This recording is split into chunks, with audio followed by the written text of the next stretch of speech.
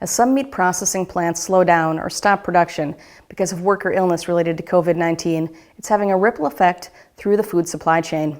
You've probably already noticed some shortages at local grocery stores. It's even having an impact on small farms. As Mike Johnson reports, farmers can raise the animals, but getting the meat processed is difficult.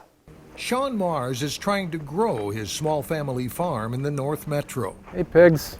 As consumers look for alternatives to grocery stores where there are sometimes shortages of meat, they're often turning directly to farmers. There's lots of people who want more pork, but I can't supply it to them because I can't make an appointment at the butcher. In fact, all of Mars' pigs are pre-sold all the way through September. The demand has been so high, it's created a bottleneck at butcher shops. Usually I'd sell maybe a pig and a half a week. I'd sell 6 pigs in a day. And then people are calling asking for more, and so I'm like, okay, I can see something is happening here. So they've kind of disrupted the supply chain at the small level, and now that small level of butcher shop and everything is so overtaxed, people who are used to doing business in it are having a hard time finding their own spot. When Mars checked with his butcher shop for appointments later in the year, many spaces were already taken. It means he has to limit the number of young pigs he raises this summer. How can we grow if we can't get them butchered?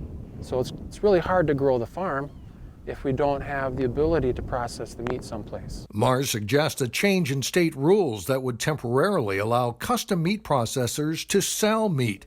Now they're only allowed to process meat for the owner of the animal. If the state were to allow a new solution where those facilities could process meat that could be resold in a grocery store or at a farmer's market, something like that, I think it would alleviate that bottleneck quite a bit. He says there would have to be a disclosure about differences in inspection.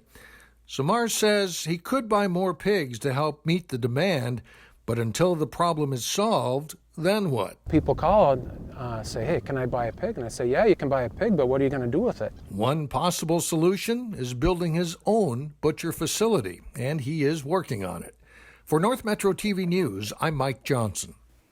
We also talked to a farmer who raises beef, and he said similar delays because processors are so backed up. We'll be right back.